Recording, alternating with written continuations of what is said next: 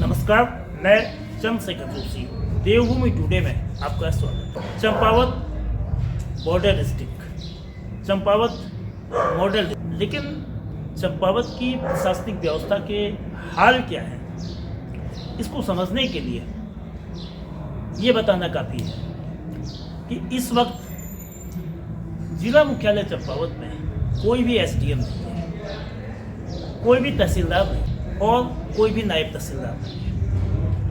यानी कि तीनों बड़े प्रशासनिक पद खाली हैं। जिले की दूसरी तहसील पूर्णागिरी तहसील, उसका मुख्यालय टनकपुर है। टनकपुर में एसडीएम आकाश जोशी प्रशिक्षण ले रहे हैं, इसलिए वहाँ एसडीएम का पद इस वक्त प्रभावित हो रहा है। लोहाघाट में नगर निकाय के चुनाव से पहले एसडीएम रिंकू बिष्ट का ट्रांसफर हुआ था, उन्हें अल्मोड़ा भेजा गया, लेकिन उनके स्थान पर भी किसी एसडीएम की तैनाती नहीं।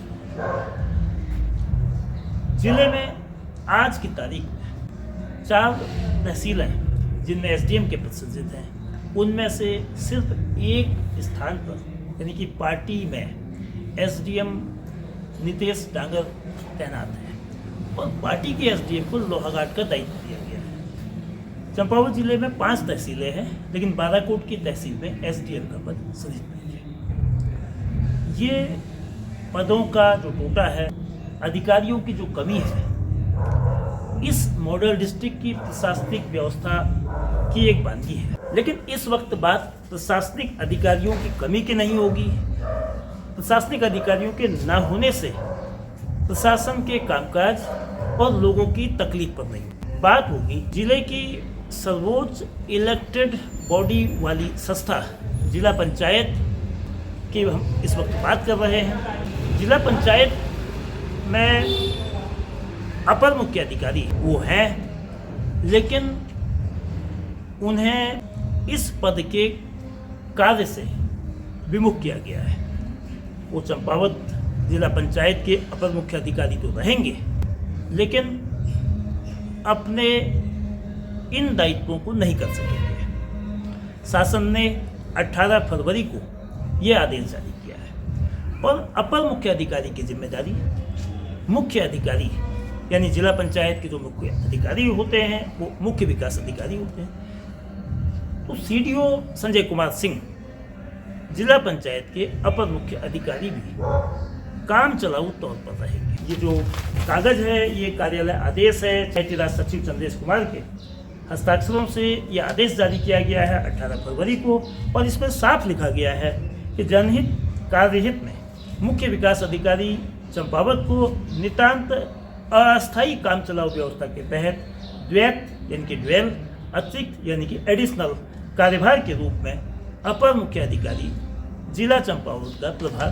प्रदान किया जाता है। साथ ही तेज सिंह जो अपर मुख्य अधिकारी अब तक रहे, तकरीबन 3 से 4 महीने का उनका कार्यकाल रहा, उनको ये निर्देश है कि वो तत्काल कार्यभार मुख्य विकास अधिकारी चंपावत को हस्तगत करें। एम.ए. तेज सिंह ने 20 फरवरी को ये हस्तांतरण जो कार्यभार का है वो पूरा करा। अब अपर मुख्य अधिकारी के रूप में भले काम चलाऊ व्यवस्था के तौर पर सीडीओ संजय कुमार सिंह इस जिम्मेदारी को संभाल रहे हैं। उनके पास पहले से ही जिले के तमाम विकास कार्यों की मॉनिटरिंग, विकास कार्यों की जिम्मेदारी उनके कार्यक्षेत्र में है, लेकिन उन्हें अतिरिक्त दायित्व संभालना होगा। इसका क्या असर जिला पंचायत के काम पर पड़ेगा, चूँकि जिला पंचायत में अब निर्वाचित संस्था नहीं है। जिला पंचायत में प्रशासक की व्यवस्था है।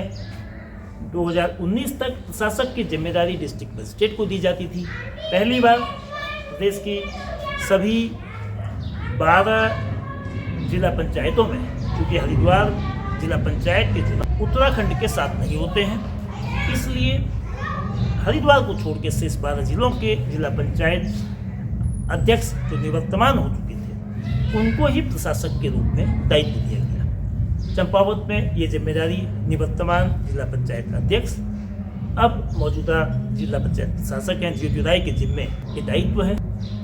पूर्णागिरी का मेला 15 मार्च से होगा। 3 सप्ताह से कुछ अधिक का वक्त बाकी है, यानी कि समय कम है। जिले का सबसे बड़ा मेला, सबसे अधिक श्रद्धालु इस मेले में आते हैं। करीब 30 लाख से अधिक श्रद्धालुओं की यात्रा माँ पूर्णागिरि धाम में होती है। पूर्णागिरि मेले की तमाम व्यवस्था, टेंडर प्रोसेस, मेले में सफाई, स्वास्थ्य की व्यवस्था, यातायात की व्यवस्था, परिवहन की व्यवस्था, सुरक्षा और बिजली पानी तो है ही। इन तमाम व्यवस्थाओं की जिम्मेदारी जिला पंचायत की इसलिए होती है कि वो इस मेले की आयोजक संस्था है। ऐसे में जिला पंचायत के अपर मुख्य अधिकारी, जो इस मेले के मेला अधिकारी भी होते हैं, पूर्णागिरि के SDM मेला मजिस्ट्रेट होते हैं, और मेला अधिकारी का दायित्व आयोजक संस्था जिला पंचायत के AMA के पास होता है। तो तेज सिंह के पास अब मेला अधिकारी का दायित्व भी नहीं होगा। ये जिम्मेदारी CDO संजय कुमार सिंह की। ऐसे में मेले की व्यवस्था को कैसे बेहतर किया जाएगा, श्रद्धालुओं को जो सुविधाएं दी जाती हैं उनकी निगरानी कैसे होगी, टेंडर प्रोसेस को पूरा करने के साथ साथ तमाम व्यवस्थाएं समय पर कैसे पूरी होंगी, ये एक सवाल है। यद्यपि CDO संजय कुमार सिंह, जिन्होंने 20 फरवरी को अपर मुख्य अधिकारी के रूप में अपने अतिरिक्त और कामचलाऊ दायित्व को संभाला है, उनका दावा है कि तमाम व्यवस्थाएं समय पर बेहतर तरीके से होंगी और इस काम में AMA तेज सिंह का सहयोग लिया जाएगा। बहरहाल जो ये हालात हैं, ये क्यों पैदा हुए? एक अपर मुख्य अधिकारी को जो कार्यभार इस जिला पंचायत में संभाल रहे थे, बिना स्थानांतरण के या बिना कहीं अन्यत्र संबद्ध किए उनसे दायित्व क्यों लिया गया कि वो चंपावत के अपर मुख्य अधिकारी तो रहेंगे, लेकिन अपर मुख्य अधिकारी के दायित्वों का निर्वहन नहीं करेंगे? ये एक सवाल है। इस व्यवस्था से, इस आदेश से प्रशासनिक व्यवस्था जो जिला पंचायत के भीतर की है, उसको लेकर सवाल पैदा होते हैं। सवाल यह कि जिला पंचायत में सब कुछ ठीक नहीं चल रहा है। प्रशासनिक स्तर पर कम से कम ये हालात हो सकते हैं कि प्रशासक और AMA रहते हुए तेज सिंह और प्रशासक ज्योति राय के बीच समन्वय, तालमेल और सहयोग की कमी नजर आती है। लेकिन इस आदेश के आने से एक बात बहुत साफ है, एक ओर जहां अधिकारियों की कमी है, वहीं एक अधिकारी बिना काम के कुर्सी पर रहेंगे और एक अधिकारी जिनको अपने मूल काम के साथ दूसरे काम को भी करना पड़ेगा। यानी कि एक अधिकारी, मुख्य विकास अधिकारी के पास जिम्मेदारियों का पहाड़ होगा, अतिरिक्त जिम्मेदारी उनको देखनी होगी, उनको संभालनी होगी। जाहिर है जब एडिशनल रिस्पॉन्सिबिलिटी मिलती है तो असर काम पर भी पड़ता है। शासन के आदेश में कोई स्पष्ट कारण अपर मुख्य अधिकारी तेज सिंह से कार्य लेने का उल्लेख नहीं किया गया है, केवल कार्यहित और जनहित की बात है। लेकिन ये कार्यहित और जनहित कैसा है, इसकी स्पष्टता नहीं है। इससे ये लगता है कि इस आदेश के पीछे कहीं ना कहीं जिला पंचायत में प्रशासक और AMA के बीच समन्वय और सामंजस्य की कमी इस नतीजे को लाने में सामने आई। उम्मीद करते हैं कि ये स्थिति बेहतर तालमेल, बेहतर सहयोग दोनों पक्ष के बीच, शासक के और AMA के बीच हो। ग्रामीण क्षेत्रों की जो जिम्मेदारी जिला पंचायत की होती है, साफ सफाई से लेकर ग्रामीण क्षेत्रों को सुविधा देने की, ग्रामीण क्षेत्रों से जो कर वसूली की, उसको निर्बाध रूप से कर सके,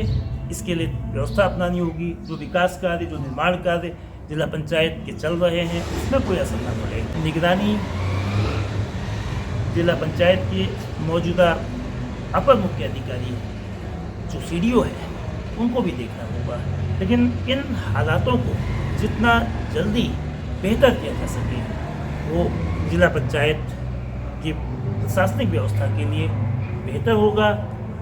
इसका खामियाजा, इसका नुकसान आम ग्रामीण क्षेत्र के लोगों को ना भुगतना पड़े, आम ग्रामीण क्षेत्र के विकास में ना भुगतना पड़े, इसको भी सुनिश्चित करना होगा। साथ ही पूर्णागिरि मेले की व्यवस्था पर इसका कोई विपरीत असर ना पड़े, ताकि श्रद्धालुओं को मिलने वाली सुविधा, श्रद्धालुओं की जो भावना, श्रद्धालुओं की जो आस्था देवी धाम के प्रति है वो कम ना हो। वो सुविधा जो वो अब तक पाते रहे हैं उसमें इजाफा हो, कमी ना आए, ये जिम्मेदारी नए एएमए की प्रशासक के साथ होगी। और ये बड़ा इम्तहान उनको 15 मार्च से शुरू होने वाले मेले के दौरान देना होगा। सीडीओ सर, जिला पंचायत के अपर मुख्य अधिकारी के रूप में कार्यभार आपको सौंपने की एक शासन से पत्र आया है 18 फरवरी को, तो क्या उस पत्र के क्रम में आपने जिला पंचायत के अपर मुख्य अधिकारी का भी चार्ज ले लिया है? क्या स्थिति रहेगी? और फिर पूर्णागिरि का मेला भी 15 मार्च से होगा, ऐसी स्थिति में अगर कोई अन्य व्यवस्था नहीं होती तो कैसे रहेगा? जैसा कि शासन के स्तर से आदेश हुआ है और मुझे ये निर्देश हुआ है कि मैं अपर मुख्य अधिकारी के कर्तव्यों का पालन करूं, तो उसके अनुपालन में मेरे द्वारा आज चार्ज लेने की कार्रवाई की जा रही है। जहाँ तक प्रश्न है पूर्णागिरि मेले का, तो हम लोग उस व्यवस्था का अंग हमेशा से रहते हैं। इसके अतिरिक्त जो वर्तमान में अपर मुख्य अधिकारी हैं उनका स्थानांतरण नहीं हुआ है और उनको कहीं संबद्ध भी नहीं किया गया है, तो ऐसे में जो प्रशासनिक कार्यों में उनका भी सहयोग लिया जाएगा और मेले में भी उनका सहयोग लिया जाएगा, ताकि इस मेले को सुचारू रूप से हम लोग संपन्न करा सकें। जिला पंचायत अध्यक्षों का कार्यकाल पूरे प्रदेश में हरिद्वार को छोड़ के संपन्न हो गया था और अब उन्हीं को प्रशासक बनाया गया है। लेकिन अभी रूटीन वर्क को जो शासन की ओर से आदेश है कि प्रशासक क्या काम करेंगे, रूटीन वर्क करेंगे, कोई नीतिगत काम नहीं करेंगे, तो उसमें कुछ अड़चन जैसी स्थिति आ रही है, तो उसको कैसे आप जैसा आपने बताया कि जो आदेश हुआ था प्रशासक के कार्यों एवं दायित्वों के बारे में, तो उसको दृष्टिगत रखते हुए क्योंकि इस मेले में कुछ नए निर्णय भी लिए जाने हैं, तो इस संबंध में शासन से मार्गदर्शन प्राप्त होने के उपरांत कार्रवाई की जाएगी। वर्तमान में हम जिलाधिकारी महोदय के जो भी निर्देश हैं उसके क्रम में कार्रवाई कर रहे हैं। डीएम सर, चंपावत से 2 एसडीएम्स के नगर निकाय चुनाव से पहले ट्रांसफ़र हुए थे लोहाघाट और चंपावत के, लेकिन उनके स्थान पर अभी तैनाती नहीं हो पाई है और उससे काम हो रहा है सफल। बेशक लोहाघाट का चार्ज पार्टी के एसडीएम को मिला है और टनकपुर के एसडीएम शिक्षण में है, इस वजह से टनकपुर, चंपावत और लोहाघाट तीनों जो तहसीलें हैं वो बिना एसडीएम्स के हैं। प्रशासनिक व्यवस्था पर इसका क्या असर पड़ रहा है? किस तरह से जो व्यवस्था बने उसके लिए प्रयास किए जा रहे हैं और नई तैनाती के लिए क्या पत्राचार किया गया है? देखिए, 4 पदों के सापेक्ष हमारे वहाँ 2 एसडीएम्स तैनात हैं और एक संभवतः अभी अंडर ट्रांसफ़र है, वो भी शीघ्र हमें ज्वाइन करेंगे। और जो रिक्त पद के लिए हमने शासन से अनुरोध कर लिया है, हमें उम्मीद है कि शीघ्र ही हमें चारों पद पे पूरे एसडीएम्स मिल जाएंगे।